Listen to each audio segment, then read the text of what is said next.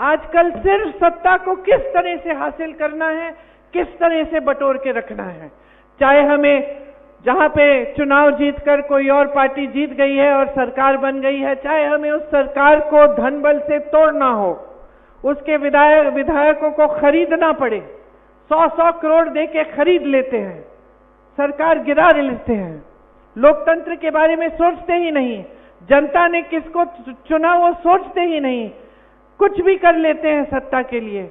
चाहे फिर आपके मुख्यमंत्री की तरह मुख्यमंत्रियों को चुनाव से पहले जेल में डाल देते हैं, फर्जी मुकदमे डाल के, फर्जी बयान लेके जेल में डाल देते हैं, क्योंकि ताकि वो ठीक से लोकतंत्र के तहत चुनाव न लड़ पाए।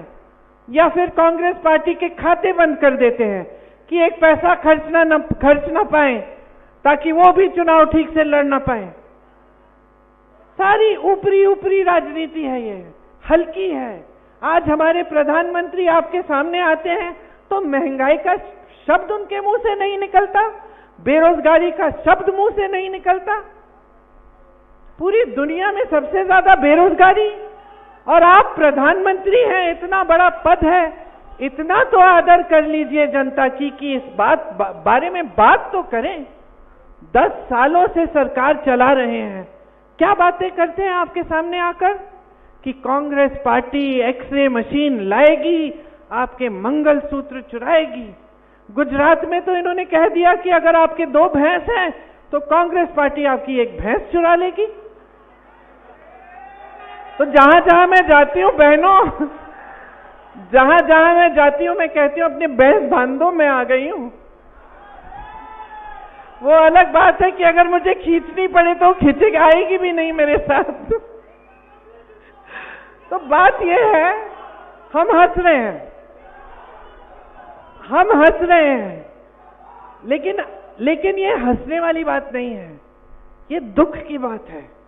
ये दुख की बात है कि आज हमारे देश के जो सबसे बड़े नेता हैं वो इतना भी आदर नहीं कर रहे हैं हमारी देश की जनता की, कि चुनाव के समय जब वोट लेने का समय है, 10 साल आपकी सरकार रही है, तो कम से कम जो जो आपने किया है विकास के लिए वो गिनवा लीजिए, जो आप करने जा रहे हैं वो बता दीजिए नौजवानों को। और जो सबसे बड़े संकट है जनता के, महंगाई, बेरोजगारी, इनके बारे में बात तो करिए। ठीक है, आपसे नहीं रुक पाया, आप नहीं कर पाए, ये सुलझा नहीं कर पाए, कम से कम बोलिए तो सही, कहिए कि मैं जानता हूं कि इतनी बेरोजगारी है कि आप मुश्किल में हैं, मैंने कोशिश की, मैं कोशिश करूंगा, इतना तो कह दीजिए। लेकिन इतना भी नहीं कहते हैं, वो भैंसों की बात कर रहे हैं, मंगलसूत्र को चुराने की बात कह रहे हैं। कभी इंटरव्यू देते हैं तो जो 10 सालों से उनकी राजनीति रही है, धर्म की राजनीति, जिस आधार पर उन्होंने हर एक भाषण दिया है और आज भी चुनाव में रोज रोज दे रहे हैं, उस पूरी राजनीति का खंडन एक इंटरव्यू में कर डालते हैं कि अगर मैं हिंदू मुसलमान की बात करता तो मैं इस देश के प्रधानमंत्री बनने के लायक नहीं होता। खुद कह रहे हैं, खुद कह रहे हैं। तो इसका मतलब क्या है बहनों और भाइयों? इसका मतलब है कि जो राजनीति आपने की जीवन भर, जो आपकी विचारधारा रही है, जिस आधार पर आप 2 चुनाव जीत कर आए हैं, उसका आपने खंडन कर दिया, उसको आपने एक इंटरव्यू में नकार दिया। तो आप उस पे ही नहीं खड़े हो पा रहे हैं तो अपने वादों पे क्या खड़े होंगे? जो आपका आधार है उस पे तो खड़े हो जाइए। राहुल गांधी जी अपने आधार पर शुरू से खड़े हैं। 4000 किलोमीटर की यात्रा पैदल कन्याकुमारी से कश्मीर तक करते हैं, मणिपुर से मुंबई तक 4000 किलोमीटर और करते हैं, क्योंकि वो अपने आधार पर खड़े हैं। वो इस देश की लोकतंत्र को मानते हैं, वो इस देश के संविधान के लिए कुछ भी कर डालेंगे इसको बचाने के लिए, और वो पहचानते हैं कि लोकतंत्र में जनता सर्वोपरि है, जनता को झूठ नहीं बोला जाता।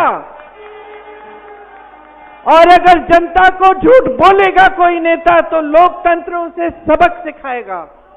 वो समझते हैं इस बात को। और मैंने ये अपनी आधार की बात क्यों कही, यहां से क्यों शुरुआत की मैंने भाषण की, क्योंकि एक गहराई होनी चाहिए नेता में। नेता में जो पद संभालता है उसमें एक गहराई होनी चाहिए, उसमें एक श्रद्धा होनी चाहिए अपने देश के प्रति, अपनी जनता के प्रति। और वो श्रद्धा बोली में सिर्फ नहीं प्रकट होनी चाहिए, वो श्रद्धा अपने कार्यों में प्रकट होनी चाहिए।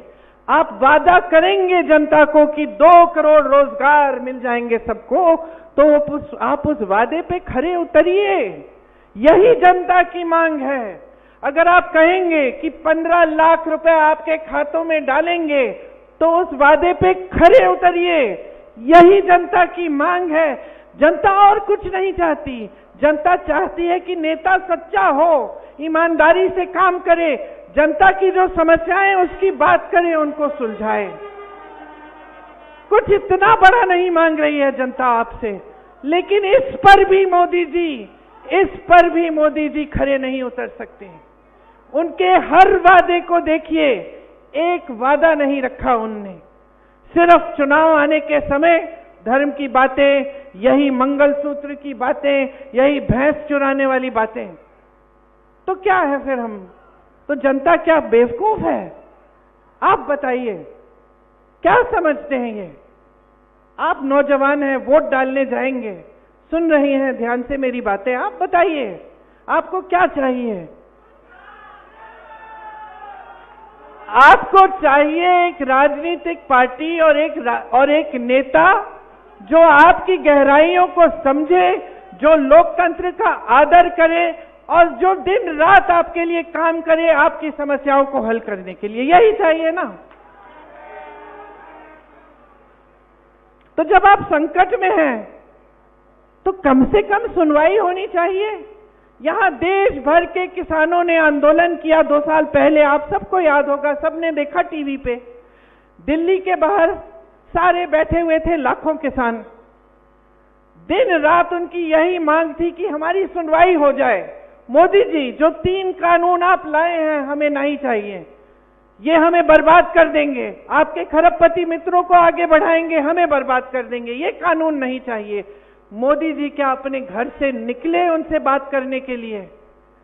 सुनवाई हुई उनकी। 600 किसान शहीद हो गए। 6 किसानों को जीप के नीचे कुचल दिया इनके मंत्री के बेटे ने। मोदी जी ने एक लफ्ज नहीं कहा, पलक नहीं झपकाई। यही है हमारे देश के प्रधानमंत्री। चुनाव आने लगा उत्तर प्रदेश का, उस समय विधानसभा का चुनाव था। चुनाव आने लगा, अब वोटों की बात हो गई, भैया कानून रद्द कर दो। कानून रद्द कर दिए। तो जब कानून चुनाव के लिए रद्द हो सकते थे, तो जब 600 किसान शहीद हो रहे थे, तब क्यों नहीं किए रद्द आपने? क्योंकि गहराई नहीं है। असलियत ये है बहनों और भाइयों, शायद आपको पसंद भी ना आए ये असलियत, लेकिन गहराई नहीं है इनमें।